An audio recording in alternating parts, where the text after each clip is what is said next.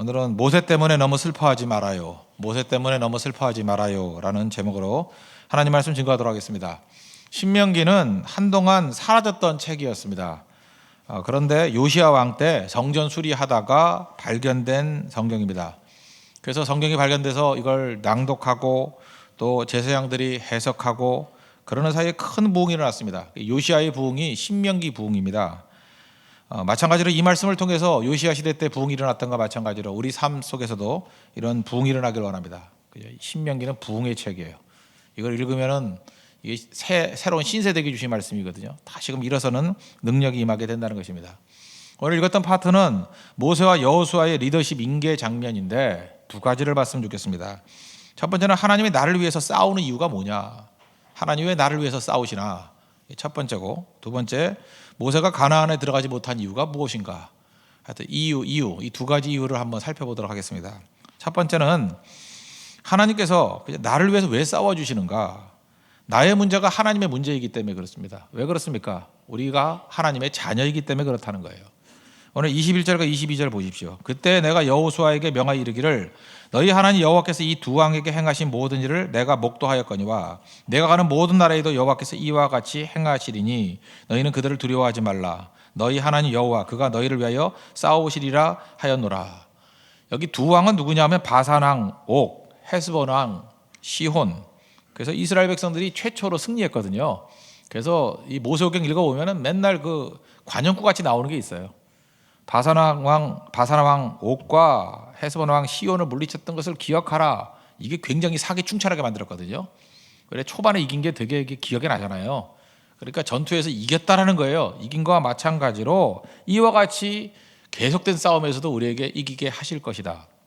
이건 마치 사무엘상 17장 같은 데 보면은 다윗이 이런 관역구가 있잖아요. 사자의 발톱에서 곰의 발톱에서 나를 건져주신 거와 같이 이놈한테서도 날 건져주실 거다. 골리앗도 물리칠 수 있다. 그러니까 이 과거의 작은 경험 아닙니까?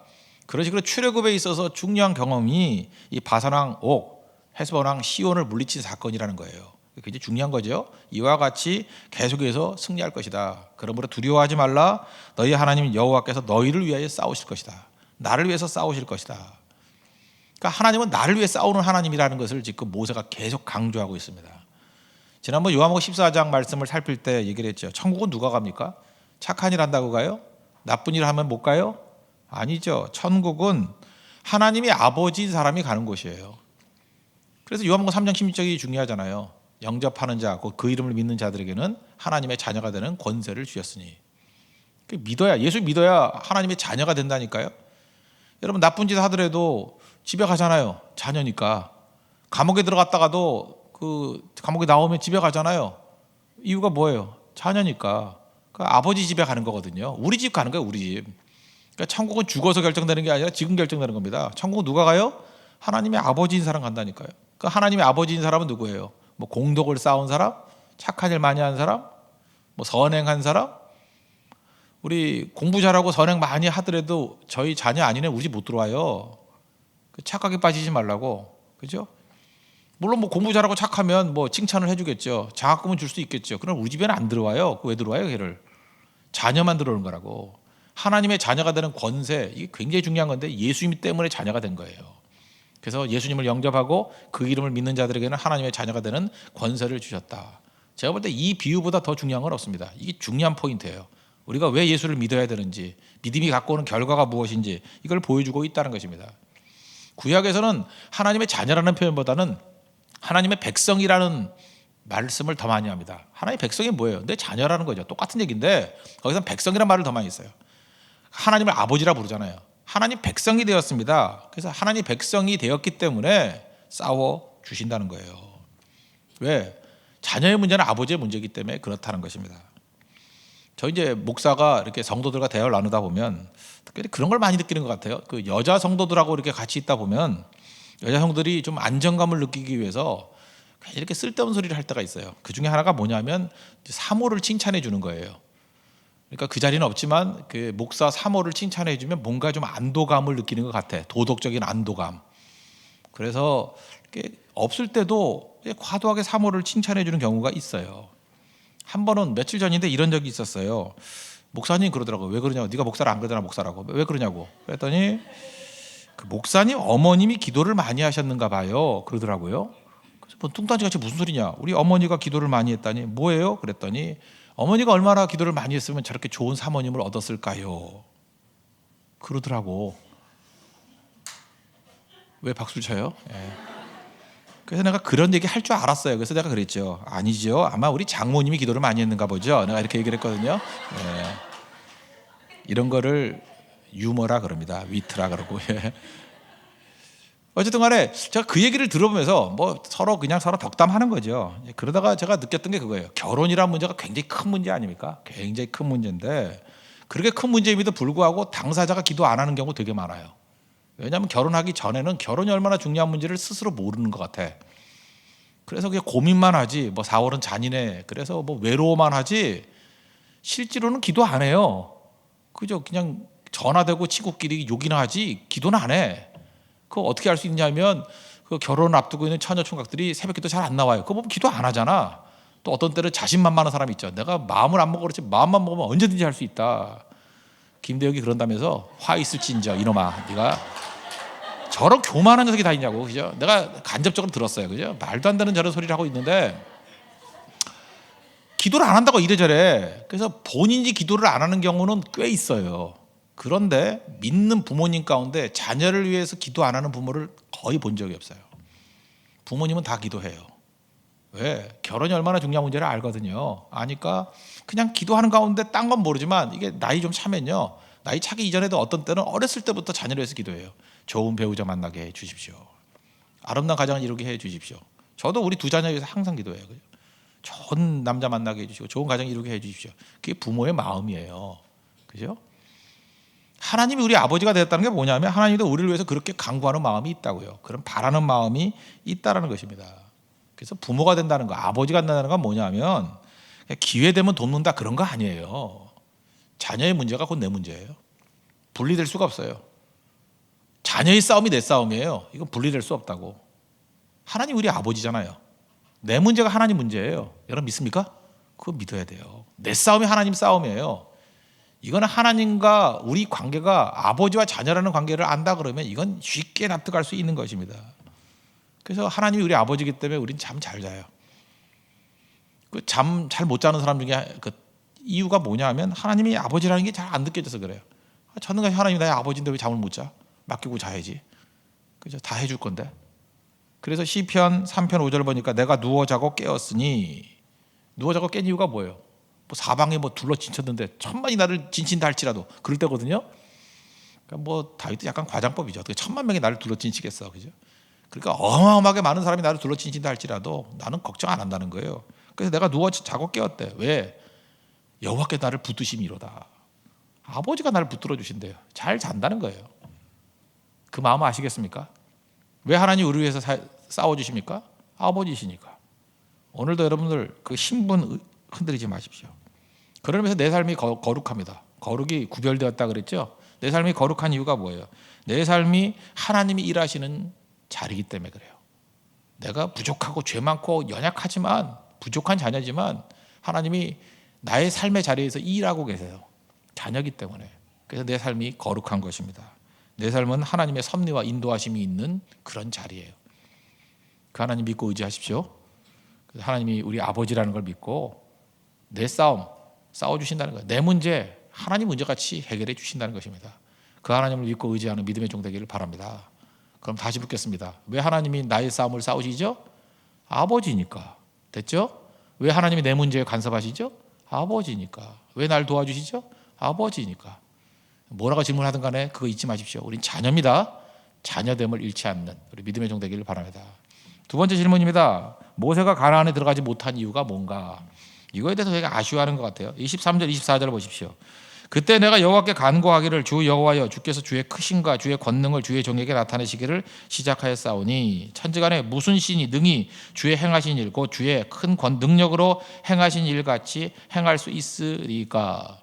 이게 지금 앞에 있는 그 얘기예요. 바산왕 옥, 그다음에 헤스본왕 시온을 물리친 사건. 그래서 주의 크심과 주의 권능 그랬잖아요. 이게 신명기 쓸 때 당시에는 굉장히 이게 그 사기충천한 내용이었던 것 같아요. 하나님이 도와주셔서 이제까지 노예였잖아요. 변변히 싸움도 못했는데 전투에서 이겼잖아요. 전쟁에서 이겼잖아요. 이거 얼마나 신나는 거예요. 다윗도 사자의 발톱에서 곰의 발톱에서 이겼다. 그거 뭐 옛날 얘기일 건데 맨날 두고두고 얘기하잖아. 그죠? 얼마나 그게 기쁜 일이면. 지금 모세가 지금 사기 충천했어요. 뭐 딴 사람 말고 모세 자체가 하나님의 크심과 주의 권능으로 이런 승리를 거두었습니다. 그래서 기세에 등등했다고요. 근데 그 이전에 하나님이 너 가나안 못 간다 그랬잖아요. 근데 갑자기 너무 사기 충천해가지고 한 번 더 청탁해봐야지 그런 마음이 생겼는가 봐요.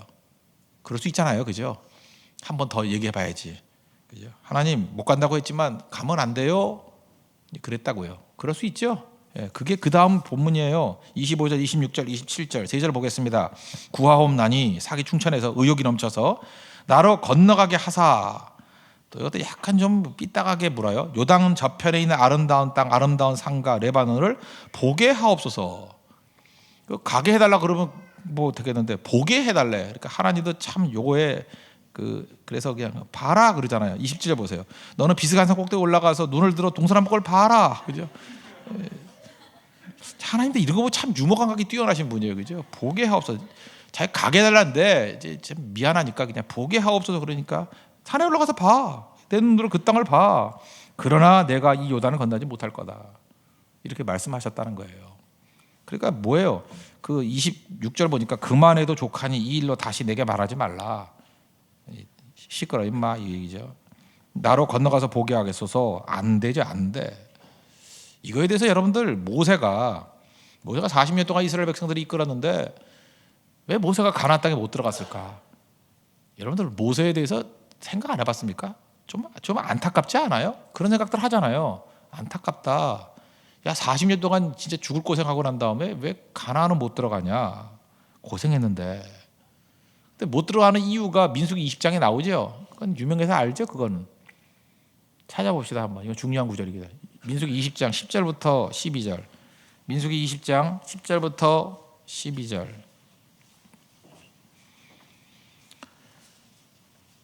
좀 빨리 좀 찾아요. 빨리 좀. 그걸 그렇게 오래 찾아. 이렇게 짜증을 내면 안 되죠. 예. 빨리 찾으시죠. 예.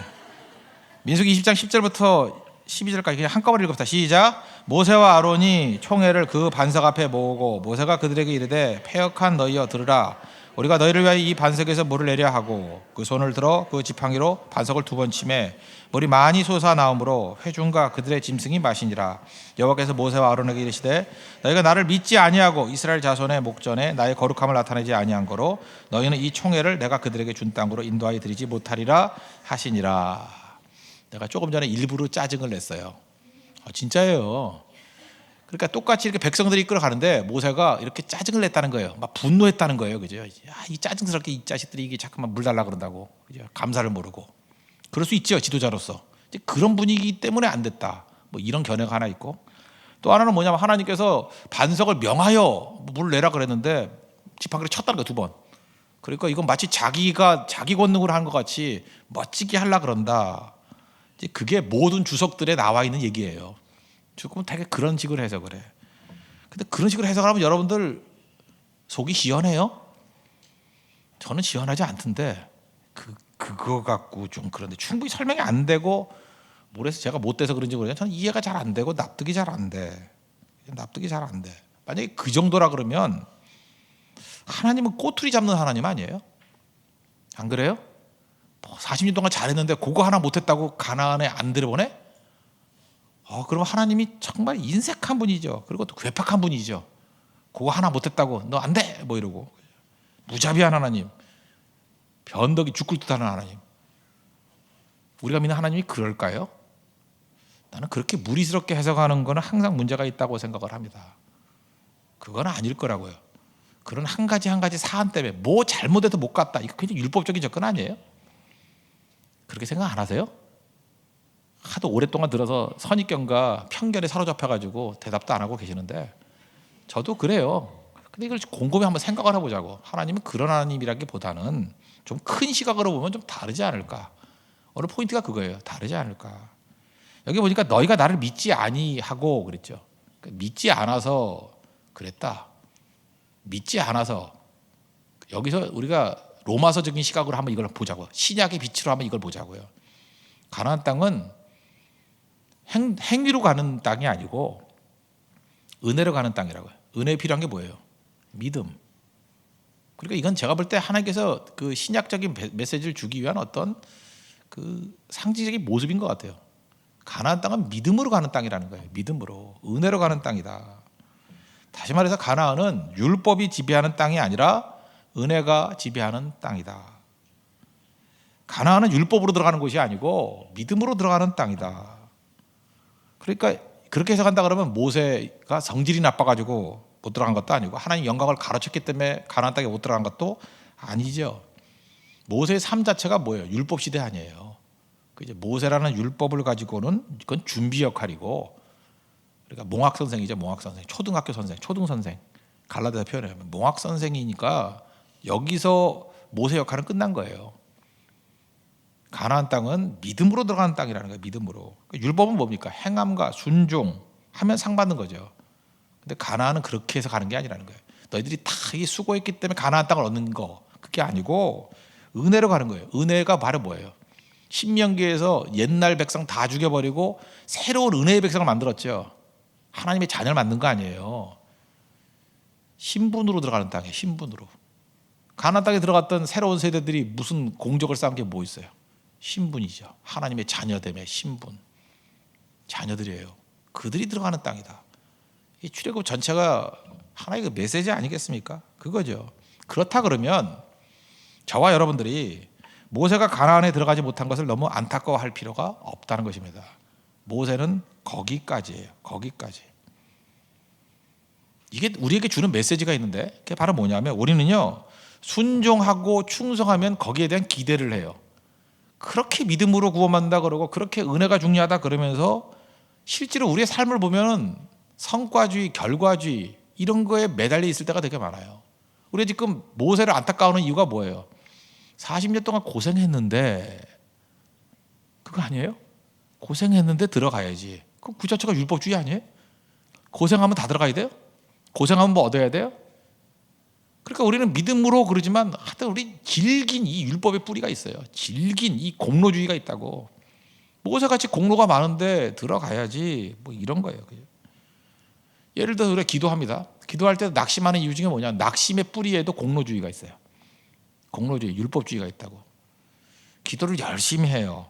열심히 해서 기도 응답을 받았어. 그러면 하나님이 주셨다고 생각 안 하고 내가 기도 열심히 해서 받았다고 생각을 해. 그래서 기도할 때도 보면은 막 믿습니다 소리 지르고 막 그래요. 왜냐면 그런 침이 튀겨야 하나님이 더러워서 들어줄 것 같아서. 그죠? 막 더럽게 기도해. 진짜 더럽게 막 침이 막 튀겨가고. 그러면 뭔가 화끈하게 기도한 것 같고, 조용히 기도하면 힘든 거예요. 그죠? 하나님이 이 정도 해가지고는 성의가 없어. 그래서 하나님이 안 들어줄 거야 라는 이런 전제를 많이 갖고 있다는 것입니다. 그러니까 우리도 알게 모르게 이 성과주의가 있어요. 그런데 신앙생활을 해보셨습니까? 신앙생활 해봤더니 우리가 열심히 기도해서 다 이루어지든가요? 하나님의 뜻대로 구하면 다 되든가요? 성경에 그런 게 어디 있어요? 이사야라든지 예레미야 뭐 하나님 뜻대로 안 살았어요. 근데 왜 교인이 없어? 그렇잖아요. 이게 만약에 결과주의, 업적주의로 얘기한다 그러면 해석 안 되는 부분이 너무 많은 거예요. 그렇지 않아요? 그러니까 우리는 알게 모르게 지금 잘못된 신학을 갖고 있는 거예요. 들은 거 하고 적용하고 맨날 틀려요. 결국은 은혜, 믿음 이러면서 사는 건 맨날 율법이에요. 그러고 살고 있잖아요. 오늘도 아침에 그 요한계시록 13장 말씀을 해석했죠. 두 짐승 나오는데 그 첫 번째 짐승 그 악한 모습이고 두 번째 짐승은 그 악한 짐승에 대한 선지자라 그랬죠. 근데 그거에 해석하는 중심이 그 중간에 있는 계시록 13장 10절이라 그랬죠. 근데 이게 한글 번역판에는 공로주의로 번역을 했다고. 그래서 자 읽어드릴게요. 사로잡는 자는 사로잡힐 것이요 칼에 죽이는 자는 자기도 마땅히 칼에 죽으리지. 그러니까 인간 공부를 하는 거예요. 눈에는 눈, 이에는 이. 사로잡히는 놈은 사로잡는 놈은 사로잡힐 것이고 칼 들고 놈은 칼로 맞아 죽는다는 거예요. 근데 그 뒤에 있는 말이 안 맞잖아요. 근데 성도의 인내와 믿음이 여기 있느니라. 근데 새로 번역 개정판은 잘 번역했어요. 뭐라고 번역되어 있냐면 사로잡는 자는 사로잡힐 것이요. 사로잡힐 것으로 예정된 사람은 사로잡힐 것이고 칼에 죽이는 자는 자기도 마땅히 칼에 죽으리. 하나님 잘 믿고 섬기는 백성도 사로잡히는 사람은 사로잡힌다는 거예요. 그죠? 다니엘의 세 친구들 잘 믿었지만 푸른불에 들어가잖아요. 순교 당하잖아요. 칼에 죽이는 자는 자기도 마땅히 칼에 죽는데요. 그게 무슨 뜻이에요? 내 주의 뜻대로 행하시옵소서죠. 반드시 믿는 사람들이 결과가 좋다라는 게 아니에요. 우리 눈으로 볼 때. 그러니까 필요한 게 뭐예요? 여기에 성도의 인내와 믿음이 있느니라. 그런 외적인 거에 흔들리지 말고 끝까지 인내와 믿음 붙들어야 승리한다. 이걸 보여주고 있다는 것입니다. 그렇다 그러면 이 빛을 가지고 이 본문을 해석한다 그러면 왜 모세에 대해서는 자꾸만 공로주의로 해석을 하냐고요. 하나님이 거기까지다 그러면 거기까지지. 안 그래요? 그 역할을 다 했으면 끝나는 거 아니에요. 결과 연연하지 말아야 된다는 것입니다. 성과주의로 결과주의로 해석해서는 절대로 안 된다는 것입니다. 그렇다 그러면 이런 거죠. 예를 들어서 모세의 사역은 여기까지예요. 거기까지 하는 게 하나님의 뜻이라고요. 가나안 들어가기 이전에 너는 율법시다 여기고 들어가는 건 믿음으로 들어가는 거고 은혜로 들어가는 거 그걸 보여준다. 이런 거하고 똑같습니다. 이제 교회도 이제 우리 교회도 이제 뭐 더 부은 거라고 커지잖아요. 그러면은 이런 게 있어요. 내가 키웠다예요. 특별히 교육자들이 그럴 수 있잖아요. 이렇게 막 진을 부흥시켜서 막 일진이 막 부흥했어. 그리고 이제 진 개편을 해버려. 그러면은 속으로 그래 섭섭한 거야. 그리고 이제 혼자 이상한 해석을 해. 아, 우리 진이 너무 부흥을 하니까 담임 목사가 시기 질투를 해가지고 이걸 흩어버렸어. 이러는 경우도 있고, 또 어떤 때는요, 자리를 로테이션 할 때가 있잖아요. 그죠? 뭐 이게 하나님께서 로테이션 시킬 때 있어요. 부흥시키고 난 다음에 그 사람을 또 딴 데로 보낼 때가 있어. 그럼 저는 뭡니까? 뭐 이런 식으로. 교회가 뭐 자기 교회예요? 하나님께서 이끌어 가시는 거죠. 이거를 받아들이지 못하는 신앙이 돼버린다고. 그러니까 자기가 예수님이야. 내가 알파와 오메가야. 내가 알파가 돼야 속이 시원하고 오메가가 돼야 속이 시원해. 그거 없으면 어떤 일이 벌어져요? 섭섭한 거예요. 섭섭하고 마음이 어려운 거예요. 마음이. 그리고 마음이 어려운 이유는 뭐냐면 전부 다 공로주의, 성과주의예요. 마태복음 20장에 보니까 포도원 품꾼 얘기가 나오죠. 9시에 데리고 오고 11시, 1시, 3시 그 다음에 일 마치기 직전 5시 1시간밖에 일 못했어요. 1시간밖에 일 못한 사람은 한 데나리온 줬어요. 그랬더니 나머지 모든 사람이 다 불만이죠. 9시에 온 사람 1시간 일한 사람은 한 데나리온 줬는데 나는 9시부터 지금 9시간 일했잖아요. 밥 먹는 시간 빼고 8시간 근무했는데 왜 나는 똑같이 줘요? 주인이 그랬잖아요. 약속하기로 한 데나리온 준다 그랬잖아요. 놀고 있는 너 데려다가 얼마 감사했어요. 놀고 있는데. 그리고 약속대로 한 데나리온 줬잖아요. 하루 일당. 약속 안 지켰어요? 근데 그 사람은 지금 뭘 생각하는 거예요? 머릿속에 공로주의가 딱 꽉 차 있는 거예요. 비교하는 거죠. 마귀는 비교라 그랬잖아요. 1시간 일하는 사람이 한 데나리온 받았으니까 나는 더 받아야 된다는 거예요. 언제나. 이게 뭐 남 얘기인지 알아요? 우리 다 모든 사람 얘기지. 네팔 선교를 갔어요. 똑같은 회비를 했는데 왜 누구는 대한항공 타고 빨리 오고 나는 왜 남방과 동방을 헤매면서 그러고 와야 되나? 그것도 비교거든. 거기서 열받는 거야 사람이. 그게 뭐 빌비자잖아요. 그런 일들이. 그래 감사가 없는 거예요. 맨날 섭섭한 거예요. 맨날 불만이고. 그러니까 문제가 되는 거죠. 그 리디머 처치, 그 뉴욕의 리디머 처치의 티모시 켈러가 이런 얘기를 했어요. 성도의 약속은 처음보다 나중이 더 낫다라는 거. 처음보다 나중이 낫다는 게 뭐예요? 해피엔딩. 뭐 점점 창성해지는 거. 그게 아니고 합력하여 선을 이루는 것이다. 합력하여 선을 이루다. Work together for good. 선을 위해서 work together. Work together. All things will work together for good. 선을 위해서 work together. 우린 몰라요. work together. 작동하는 게 어떻게 되는지 몰라요. 하나님이 막 버무려가지고 work together. 그래서 for good. 선한 걸 만들어낸다는 거예요. 누가 처음보다 나중에 낫대. 아니에요. 처음보다 나은 그런 직선의 개념이 아니고 입체 개념이에요. 다 버무려서 work together. for good. 굿이 나오기 위해서 work together. 합력하여 선을 이룬대요. 모든 것이 합력하여 선을 이룬대요. 납득이 되십니까? 예를 들어서 얼마 전에 소천했던 강영호 박사. 이게 뭐 안 보이셨죠? 맹인이시고. 중학교 때 축구하다가 축구 조심해야 됩니다.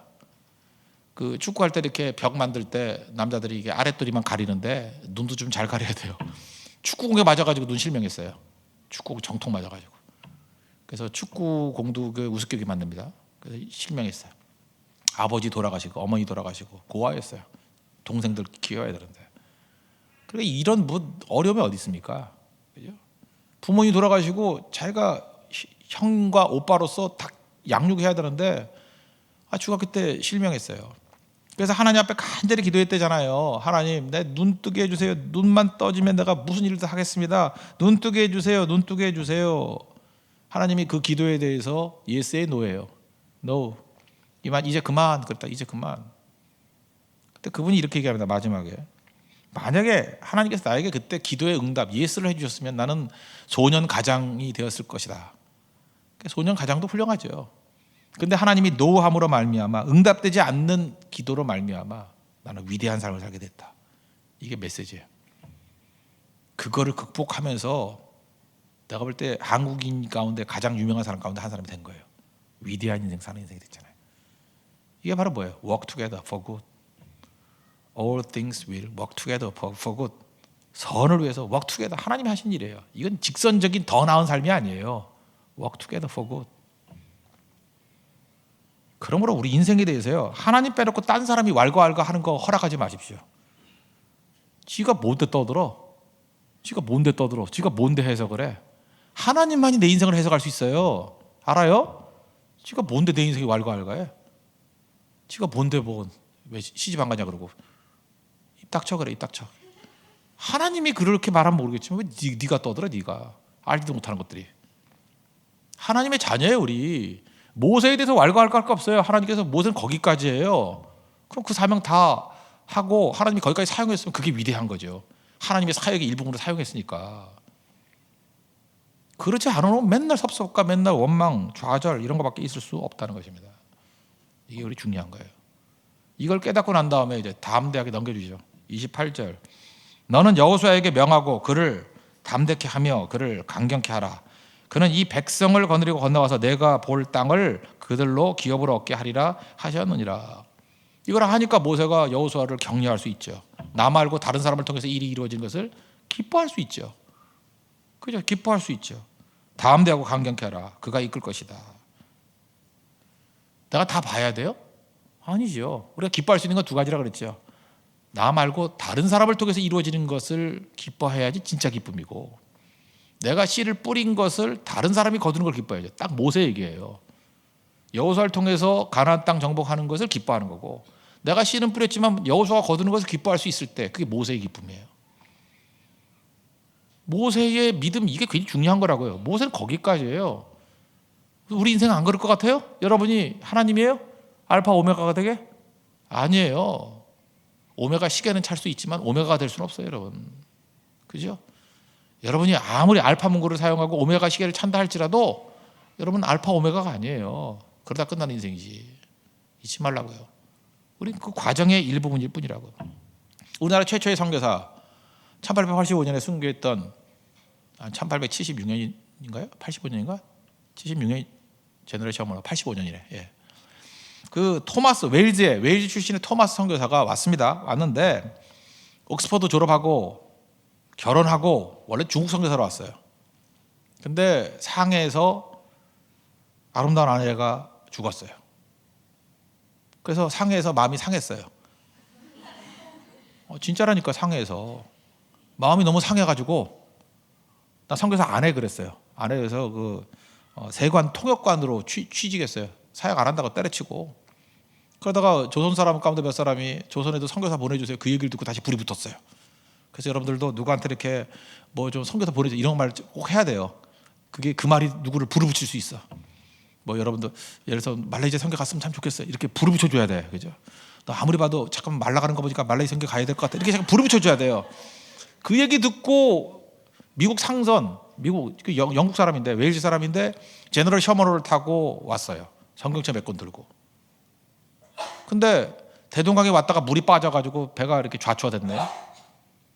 그리고 죽었어요. 한국 땅 밟지도 못해서 토마스 선교사. 그때 그 박충권이라는 사람이 와가지고 칼로 내리 쳤버렸죠.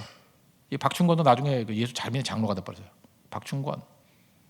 그때 죽기 직전에 그 꼬마애가 놀러 온 애가 최치향이라고 12살짜리한테 성경책 줬어요. 그때 옛날에도 우리 삐라 지우면은 뭐 이렇게 그 공무원 아저씨들한테 갖다 주잖아요. 경찰서한테. 그 자기 친척 가운데 박영식이라고 있어요. 박영식. 그 뭐 평양 영문 주사라는데 난 뭔지 모르겠어요. 하여튼 무슨 하위급 공무원이에요. 신고했어요. 이거 불원문서라고. 신고했더니 이 사람이 신고를 받아가지고 어디 갖다 둘 데가 없어가지고 보관하다가 종이가 보드럽잖아요. 그래서 화장지를 좀 쓰다가 도배해서 도배를 하는데 요한복음을 도배했대요. 눈만 뜨면 하나님이 세상을 이처럼 사랑하사 이게 보이다가 그거 보다가 믿었어요. 박영식. 그리고 그 최치향도 믿고. 나중에 그 우리 보통 한자로는 마포 삼열, 그 영어 이름으로는 세무엘 모펫 선교사한테 세례받고. 그 다음에 이 박영식 집이요. 이 박영식 집이 거기가 평양의 널다리래요. 다리 있는 옆이래. 널다리 교회. 나중에 장대영 교회. 여기서 평양 대부흥 1907년. 이 모든 일이 벌어진 게 누구였어요? 상해에서 마음이 상해 선교사로 왔던 토마스 선교사. 그가 뭘 봤어요? 본 게 뭐가 있어? 평양 땅 밟지도 못했어요. 지금도 우리 그러죠. 뭐 말레이시아 선교 가고 뭐 네팔 선교 가서 뭐 한 게 뭐 있냐고. 뭐 그림만 그려주고 왔어요? 아니에요. 성경 말해주고. 그게 거기서 목사가로 거기서 어떻게 배울지 어떻게 알아 우리가. 그거 했어요. 그거 하나님이 거기까지 그런 거예요. 거기까지. 그거 맡겨준 거 충성스럽게 하는 거예요. 그리고 순교당했잖아요. 죽었어요 그냥. 그런데 그 자리가 교회의 자리가 될 줄 알았어요? 그때 있었던 연관된 사람이 다 초대교회 일꾼 됐어요. 일꾼들. 그죠? 이 박충곤부터 시작해서 그 최치향이라는 12살짜리 꼬마에 여러분 네팔 가서 안아줬던 애들이 나중에 최치향 된다고. 네팔의 최치향이에요 걔가. 알아요. 그리고 걔네 삼촌이 박형식인데 외삼촌이 걔가 또 뭘 일하고 이렇게 된 거라고요. 개울 건너다가 옆에 있는 그 집이 그 교회 된다고. 이게 널다리 교회. 거기서 부흥이 막 일어나요. 거기서 그 산이 기도원이 되고 이름도 바뀌어요. 신의 산이라고 막 이렇게 바뀌는 거예요. 그죠? 그렇게 되는 일이 벌어지는 거라고요. 이게 무슨 일이에요? 하나님이 그렇게 사용해 주신다는 것입니다. 그래서 희생이라는 게 참 중요한 거예요. 희생이라는 것보다 중요한 게 없다는 것입니다. 희생이 뭐예요? 희생이 내가 심었지만 네가 거두는 게 기쁘다. 그거 아니에요? 그게 희생이지. 그런 희생이 있을 때 우리에게 참된 기쁨과 능력이 나타나기 시작한다는 것입니다. 이게 모세의 삶이에요. 오늘 신명기에서 우리에게 보여주고 있는 규칙한 게 뭐예요? 희생하는 게 기쁨이라는 거예요. 왜? 심었지만 거두지 못할 수 있어요. 하나님이 그걸 통해서 일하신다는 거예요. 그 위대한 모세의 삶도 이랬습니다. 그럼 우리도 안 그러겠어요? 하나님께서 우리에게 주어진 분량이 있습니다. 그거 충성하라고요. 그리고 충성을 하는데 충성하는 사람일수록 맨날 삐딱하게 섭섭하고 이래. 맨날 불평하고. 내가 거둬야 돼요? 내가 거둬야 되냐고. 남이 거두면 안 돼요? 그거 아니죠. 언제나 가능해요. 언제나. 하나님 옆에 이런 인생을 살아가십시오. 이게 신명기적 시각이에요. 크게 보십시오. 좀생이 같이 살지 말고 좀 크게 보라고. 크게 보면 하나님께서 그 큰 일 가운데 모든 일, all things will work together for good. 선을 위해서 하나님께서 일하신다는 거예요. 그게 신앙인의 삶입니다. 그런 신앙인의 삶으로 승리하는 믿음의 종 되기를 바랍니다. 자리에서 일어나겠습니다. 광야를 지나며 찬양하겠습니다.